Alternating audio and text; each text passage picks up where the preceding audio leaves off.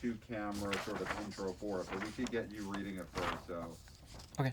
if you got it in a place that's comfortable, just because once we start, you don't want to move that paper around. All right. So whenever you're ready, go for it. As is often the case with cooking, there are many answers to be found in the kitchen. The recipes in here explore that tension and the ultimate harmony between the Korean in me as well as the American in me, through the food my family grew up eating and the food I cook for myself now.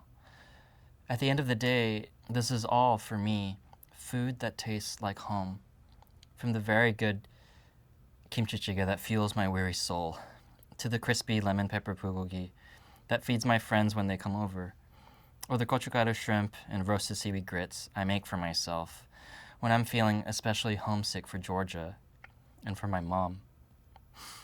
This book navigates not only what it means to be Korean American. Sorry. No problem.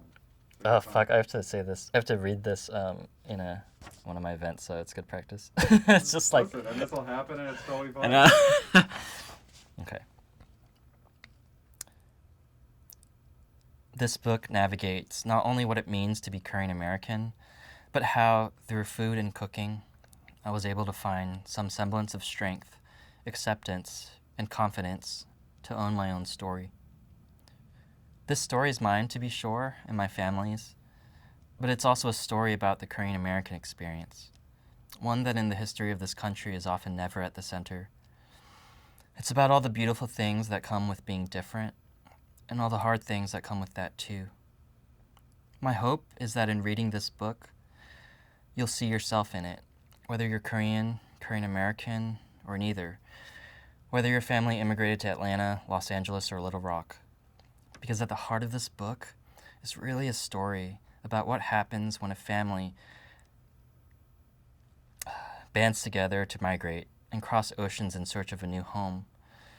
It's about what happens when, after so much traveling and fighting and hard work, you finally arrive. There's like a driving metaphor throughout the book, and that's sort of like what it is. Would you mind doing that one more time just to have a second take? And then I think there might be a few lines that I'm going to ask you to do direct to camera that we'll just like pull out. And Okay, oh cool. yeah, if you want to do a second take on just reading all the way through. Great.